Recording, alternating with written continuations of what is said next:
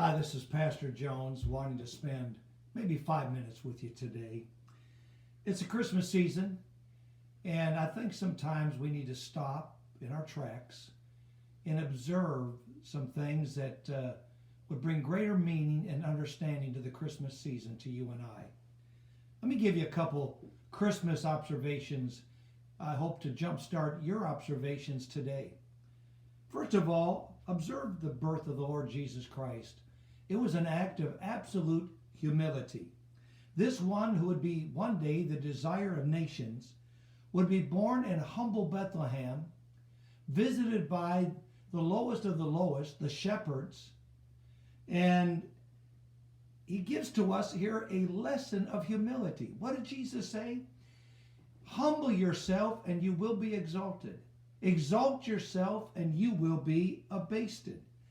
I look at Jesus in humble Bethlehem. Could he have started in a more humble setting than that? And yet he went from the manger to the cross and to the right hand of God the Father.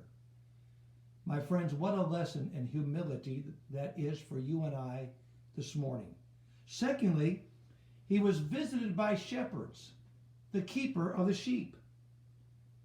What would Christ be? Well, is he not the good shepherd? Is he not the caretaker of my life and yours? Does he not lead us into green pastures? Does he not give us rest in our soul? If we wander off, does he not pursue us, endeavoring to throw us up on his shoulder and bring us back to where we need to be? My friends, he's the watcher of my soul and he's my protector. And I hope he's that for you this morning as well. Thirdly, he was born in the days of Herod. Some called Herod the Great. But there was no greatness in that man unless you count cruelty and hatred. What a contrast between this man, Herod, and Christ, who would be King of Kings and Lord of Lords. Herod, full of cruelty and hatred. Jesus, he was the personification of love. Everywhere he went, he loved the loveless. He reached out to the poor. He touched the leper. He opened the blinded eyes. He raised up the one that was crippled. He raised the dead.